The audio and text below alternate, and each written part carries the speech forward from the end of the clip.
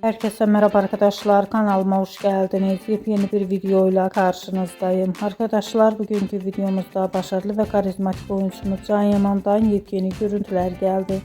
Can Yaman'ın Madrid'den muhteşem görüntülerini sizler için YouTube kanalımda video halinde sunuyorum.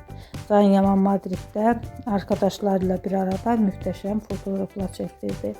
Ben de bu görüntüleri sizler için YouTube kanalımda video halinde sunuyorum.